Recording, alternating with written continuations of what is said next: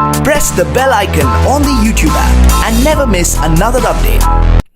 Hello दोस्तों, स्वागत है आप सभी का हमारे YouTube चैनल पाटलिपुत्र एजुकेशन 2.0 में। आज है 12 जून और 12 जून 2021 से करंट अफेयर्स के जितने भी मोस्ट इंपोर्टेंट क्वेश्चन बनते हैं मैं आज आपको इस वीडियो में कराने वाला हूं। तो शुरू से अंत तक बने रहिएगा और डेली सुबह मॉर्निंग में 6 बजे करंट अफेयर्स के वीडियो पाने के लिए चैनल को सब्सक्राइब करके बेल आइकन के घंटी को हिट करें और साथ ही साथ अदर टॉपिक से रिलेटेड वीडियो भी आपको प्लेलिस्ट बने हुए हैं, तो जाकर के उसको देख करके आप उसका प्रैक्टिस कर सकते हैं। क्योंकि अभी जो है आप कंपटीशन का जितना भी एग्जाम है, अब लॉकडाउन समाप्त हो गया है और एग्जाम का सिलसिला शुरू होने वाला है। तो ऐसे में जो है आपका करंट अफेयर्स लगातार आपको प्रैक्टिस करते हुए रहना है। आप जो है मात्र सुबह में मुझे 10 मिनट दीजिए, मैं जो है आपका करंट अफेयर्स 10 क्वेश्चन 20 क्वेश्चन जितने भी बनेंगे आपके सारे करंट अफेयर्स के क्वेश्चन 10 मिनट में आपको रिवीजन हो जाएंगे और याद होते हुए चले जाएंगे। तो चलिए स्टार्ट करते हैं। आज का करंट अफेयर्स क्या है।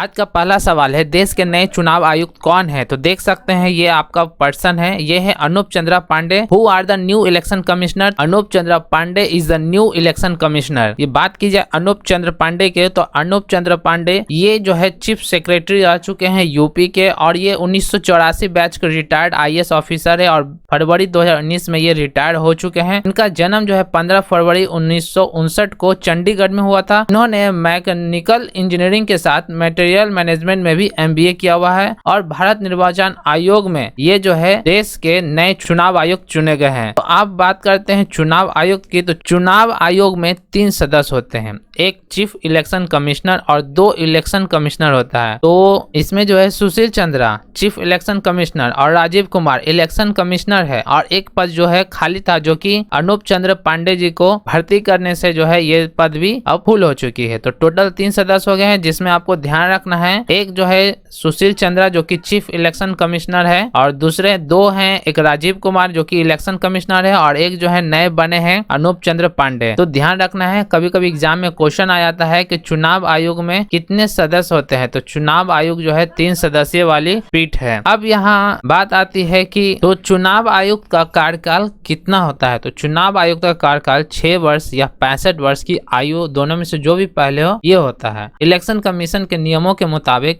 62 साल के पांडे का कार्यकाल अगले 3 साल तक ही रहेगा। ये फरवरी 2024 में 65 साल की उम्र हो जाएंगे और जिसके कारण ये जो है रिटायर हो जाएंगे। तो अब जो है बात आती है इलेक्शन कमीशन ऑफ इंडिया की स्थापना कब हुई थी। तो ये 25 जनवरी 1950 को हुई थी और हर साल 25 जनवरी को नेशनल वोटर डे मनाया जाता है। इलेक्शन कमीशन ऑफ इंडिया का हेडक्वार्टर कहाँ है। तो ये दिल्ली में स्थित है। चुनाव आयुक्त को नियुक्त कौन करता है। तो चुनाव आयुक्त को मुख्य चुनाव आयुक्त और अन्य चुनाव आयोग यानी कि इलेक्शन कमीशन और कमिश्नर का नियुक्ति कौन करता है। तो इनकी नियुक्ति जो है राष्ट्रपति करते हैं। और इनका वेतन की बात की जाए तो चुनाव आयुक्त का सम्मान और वेतन भारत के सर्वोच्च न्यायालय के न्यायाधीश के समान ही होता है। मुख्य चुनाव आयुक्त को संसद द्वारा महाभियोग के जरिए ही हटाया जा सकता है। अभी तक किसी भी मुख्य चुनाव आयुक्त को महाभियोग के जरिए नहीं हटाया गया है। अन्य चुनाव आयुक्त को चीफ इलेक्शन कमिश्नर के रिकमेंडेशन के आधार पर राष्ट्रपति हटा सकते हैं, यानी मुख्य चुनाव आयुक्त के आधार पर जो है राष्ट्रपति हटा सकते हैं चुनाव आयुक्त को, लेकिन आखिरी फैसला राष्ट्रपति पे निर्भर करता है। अब यहाँ पे एक उदाहरण के द्वारा मैं समझाता हूँ। उदाहरण के तौर पे वर्ष 2009 में तत्कालीन मुख्य चुनाव आयुक्त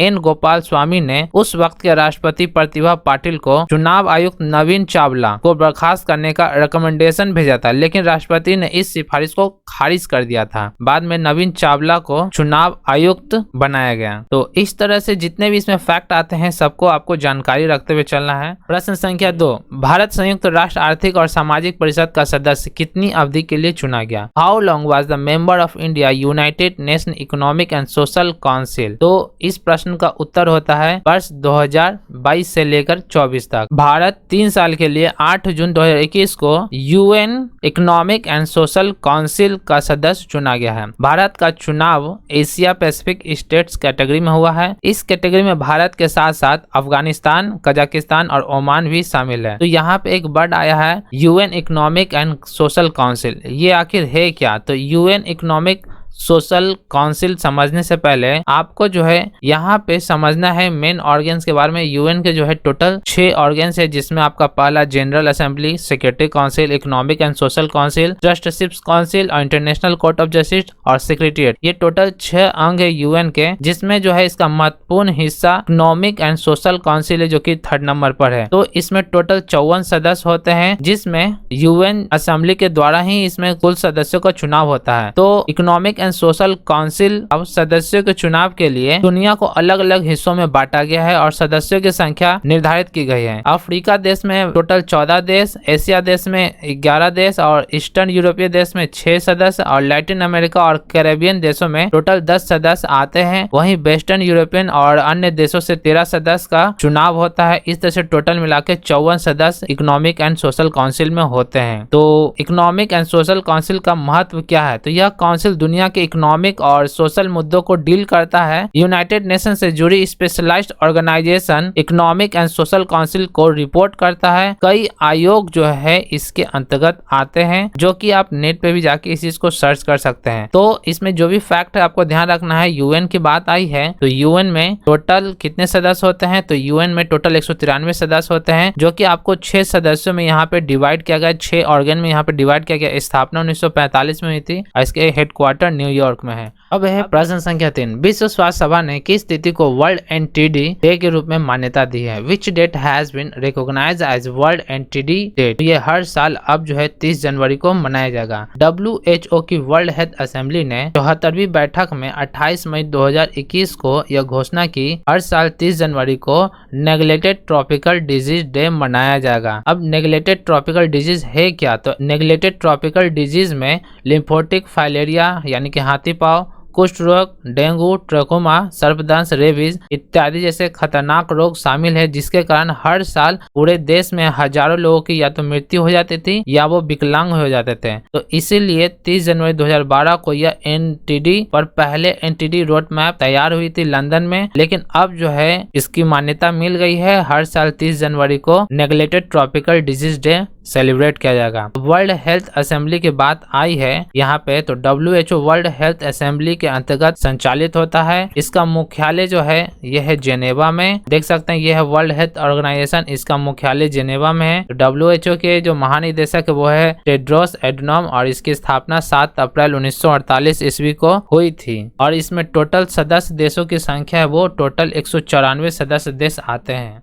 नेक्स्ट क्वेश्चन है, भारतीय मूल के किस देश के पूर्व पीएम और पूर्व राष्ट्रपति अनिरुद्ध जगन्नाथ के निधन पर इंडिया में राजकीय शोक घोषित हुआ? Which country of Indian origin was declared a state mourning in India on the demise of PM and former president Anirudh Jagannath? तो ये जो है मॉरिशस के पूर्व पीएम और पूर्व राष्ट्रपति रह चुके हैं। इनकी मृत्यु होने के कारण जो है ये चूंकि भारत में रहने वाले थे, इसीलिए इनके मृत्यु पे शोक मनाया गया है। बात की जाए अनिरुद्ध जगन्नाथ का, तो इनकी जो है 3 जून 2021 को 92 वर्ष की एज में मृत्यु हो गई थी। इनके निधन पर भारत ने 5 जून को एक दिवसीय राजकीय शोक का ऐलान किया था। ये जो थे अनिरुद्ध जगन्नाथ मॉरिशस के दूसरे प्रधानमंत्री रह चुके हैं। यह 3 बार प्रधानमंत्री रहे हैं। लगभग 18 साल तक इन्होंने मॉरिशस पे शासन किया था। इस वक्त जो है उनके बेटे हैं पविंद्र जगन्नाथ, जो कि अभी प्रधानमंत्री बने हुए हैं। बताया जाता है कि अनिरुद्ध जगन्नाथ के दादा विदेशी यादव और भाई झुलाई यादव को अंग्रेजों ने वर्ष 1850 से 73 के बीच गिरमिटिया मजदूर के रूप में जहाज से गन्ने की खेती के लिए मॉरिशस भेजा था। और गिरमिटिया मजदूर से लेकर सत्ता के शीर्ष तक का सफर तय करने वाला परिवार आज मॉरिशस का सबसे बड़ा राजनीतिक परिवार भी माना जाता है। तो देख सकते हैं कैसे मजदूर से राष्ट्रपति तक का सफर हुआ और आज जो है पूरे इनका पोता जो है, इनका बेटा जो है अभी शासन कर रहा है मॉरिशस में। मॉरिशस की राजधानी की बात की जाए तो इसकी राजधानी है पोर्ट लुइस और इसका प्रधानमंत्री है प्रविंद्र जगन्नाथ और मॉरिशस की जो मुद्रा है वो है रुपया। नेक्स्ट क्वेश्चन है, किस पुस्तक के लिए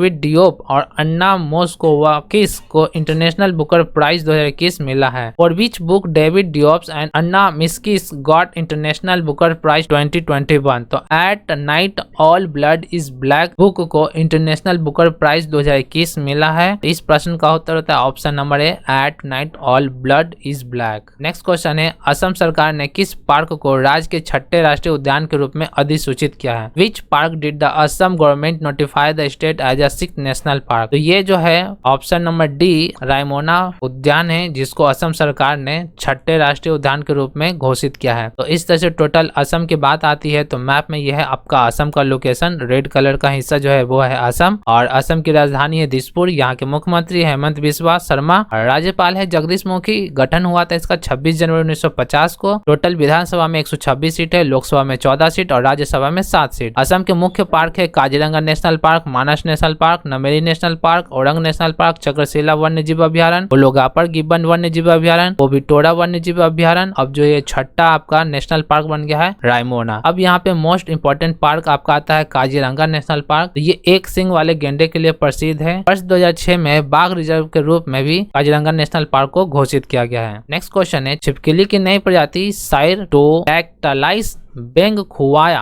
का नाम किस राज्य के स्वतंत्रता सेनानी के रूप में रखा गया? The name of the lizards new species of Cyrtodactylus Bengkhuaia. अगर आप इसका उच्चारण कर सकते हैं तो आप किनका जो ये सही प्रोनाउंसिएशन होता है आप हमको बताएंगे। साइरोडैक्टाइलस बेंगखुआया ये आपका छिपकली की नई प्रजाति है। तो ये जो है किस राज्य के स्वतंत्रता सेनानी के नाम पे रखा गया है? तो मिजोरम के स्वतंत्रता सेनानी के नाम पे रखा गया है। तो ये जो छिपकली है मिजोरम के कबीले के मुखिया बेंगखुआया के नाम पर रखा गया है, जिन्होंने 150 साल पहले भारत में ब्रिटिश ताकतों के खिलाफ लड़ाई लड़ी थी। छिपकली की इस नई प्रजाति के बारे में डिटेल न्यूजीलैंड के वैज्ञानिक पत्रिका जूट टाक्सा में प्रकाशित हुई थी, तो इसीलिए ये अभी चर्चा का विषय रहा है। तो the name of the lizards new species of Cyrtodactylus Bengkhuaia was kept in the name of the freedom fighter. तो मिजोरम के फ्रीडम फाइटर पे इसका नाम रखा गया है। नेक्स्ट क्वेश्चन है, छिपकली की 4 नई प्रजाति साइट्रोडैक्टाइलस बेंगखुआया, एर्नोबाउरी,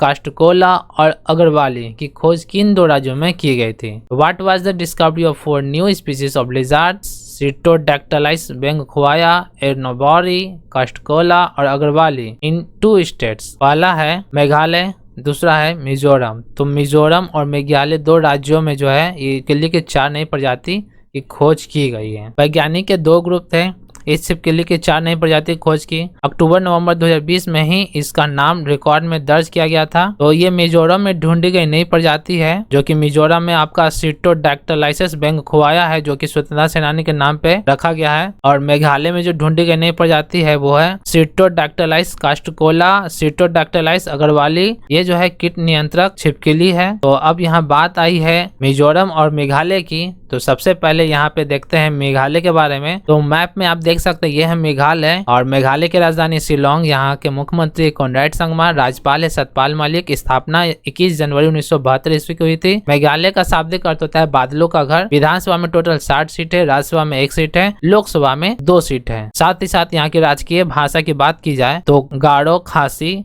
और अंग्रेजी यहाँ की राजकीय भाषा है। राजकीय पशु यहाँ के भालू और बिल्ली है। राजकीय फूल लेडी स्लीपर ऑर्किड है। राजकीय पेड़ गमारी है। राजकीय पक्षी की बात की जाए तो राजकीय पक्षी पहाड़ी मैना है। और यहाँ की प्रमुख नदियां है कृष्णाई, कालू, निताई, उमगोटा, दामरिंग, सिमसांग, सोमेश्वरी, मांडा आदि यहाँ की राजकीय यानी कि प्रमुख नदियां है। और इसके राज्य की बात की जाए तो इसके उत्तर और पूर्व में असम और दक्षिण तथा पश्चिम में बांग्लादेश स्थित है। अब यहाँ पे एक और राज्य है आपका मिजोरम। तो ये मैप में देख सकते हैं ये है आपका मिजोरम, जो कि नीचे त्रिपुरा के बगल में है। और मिजोरम की राजधानी आइजोल है। यहाँ के मुख्यमंत्री है जोरमथंगा। यहाँ के राज्यपाल है PS श्रीधरन पिल्लाई। संघ क्षेत्र जो है ये 21 जनवरी 1972 को संघ क्षेत्र था, लेकिन 20 फरवरी 1987 को इसको राज्य का दर्जा दिया गया है। यानी कि राज्य की स्थापना बात की जाए तो ये 20 फरवरी 1987 को इसका गठन होता है राज्य के रूप में। विधानसभा में टोटल 40 सीट है, राज्यसभा में 1 सीट है और लोकसभा में भी 1 सीट है। अब है प्रश्न संख्या 9। TM कलियानन गौंडर का निधन 28 मई 2021 को हो गया। वह किस लिए जाने जाते थे? ये पिक्चर में आप देख सकते हैं ये है TM कलियानन गौंडर। ठीक है, तो TM कलियानन Gondar died on May 28, 2021. Was he known for the reason? ये क्या थे? ये जो है संविधान सभा के सदस्य थे। टीएम कल्याणन गोंडर संविधान सभा के अंतिम जीवित पूर्व सदस्य थे जिनका हाल ही में निधन हो गया। यह 1952 और 1967 के बीच तमिलनाडु में विधान परिषद के सदस्य रह चुके हैं और 3 बार विधायक भी बन चुके हैं। यह तमिलनाडु के रहने वाले हैं और संविधान सभा में सबसे कम आयु के ये सदस्य हैं, जो कि इनकी 28 मई 2021 को मृत्यु हो गई है। नेक्स्ट क्वेश्चन है विश्व कीट दिवस यानी कि वर्ल्ड पेस्ट डे कब मनाया जाता है? When is world paste day celebrated? तो ये हर साल 6 जून को विश्व कीट दिवस मनाया जाता है। नेक्स्ट क्वेश्चन है आज का 11वां प्रश्न, जो कि अंतिम प्रश्न है, विश्व बाल श्रम निषेध दिवस कब मनाया जाता है? When is world day against child labour celebrated? तो ये हर साल 12 जून को विश्व बाल श्रम निषेध दिवस मनाया जाता है। अब यहाँ जून में दिवस की बात आई है तो टोटल जून में जो महत्वपूर्ण दिवस है उसके बारे में देख लेते हैं। तो सबसे पहला है 1 जून। 1 जून को विश्व दुग्ध दिवस और अंतर्राष्ट्रीय बाल रक्षा दिवस, माता पिता का वैश्विक दिवस। 1 जून को इतने सारे दिवस सेलिब्रेट किए जाते हैं। अगर आपको भी 1 जून के अलावा इसके और भी दिवस आपको मालूम है तो कमेंट सेक्शन में जितने भी जून के दिवस हैं सबको आप कमेंट कीजिए, ताकि जो है आपका रिवीजन होते जाए। तो इस तरह से डेली आपका कोई ना कोई दिवस आता है जो कि प्रैक्टिस कराया जाता है, जो एग्जाम में इनमें से एक क्वेश्चन रहना ही रहना है। 2 जून को आता है, 2 जून को अंतर्राष्ट्रीय सेक्स वर्कर्स डे और तेलंगाना गठन दिवस मनाया जाता है। 3 जून को विश्व साइकिल दिवस। 4 जून को आक्रमण के शिकार हुए मासूम बच्चों का अंतर्राष्ट्रीय दिवस यानी कि international day of innocent children victims of aggression. 5 तारीख आता है, 5 तारीख को पर्यावरण दिवस और समग्र क्रांति दिवस मनाया जाता है। 6 जून को विश्व कीट दिवस मनाया जाता है। वहीं 7 जून को वर्ल्ड फूड सेफ्टी डे यानी विश्व खाद्य सुरक्षा दिवस। 8 जून को 2 दिवस मनाया जाता है, एक समुद्र दिवस और दूसरा है ब्रेन ट्यूमर दिवस मनाया जाता है। वहीं 9 जून को विश्व प्रत्यायन दिवस यानी वर्ल्ड एसिडिटेशन डे मनाया जाता है, जो कि आप कल के वीडियो अटेंड किए होंगे तो उसमें मैंने आपको बताया हूँ। अब यहाँ पे 12 जून है, 12 जून को विश्व बाल श्रम निषेध दिवस मनाया जाता है। तो इस तरह से टोटल आपके 11 प्रश्न यहाँ पे समाप्त होते हैं। वीडियो को अंत तक देखिएगा क्योंकि जितने भी आपने अभी प्रश्न पढ़ा है उसका 1 लिनियर एक बार रिवीजन है। तो आपको वीडियो कैसा लगा कमेंट सेक्शन में कमेंट करके जरूर बताइएगा। अगर आपको कुछ रिक्वायरमेंट है तो वह भी आप अपना विचार को रखेंगे। तो हमारे चैनल पे इसी तरह का लेटेस्ट अपडेट पाने के लिए चैनल को सब्सक्राइब करके बेल आइकन घंटी को हिट करें। मिलते हैं नेक्स्ट वीडियो में। Thank you for watching.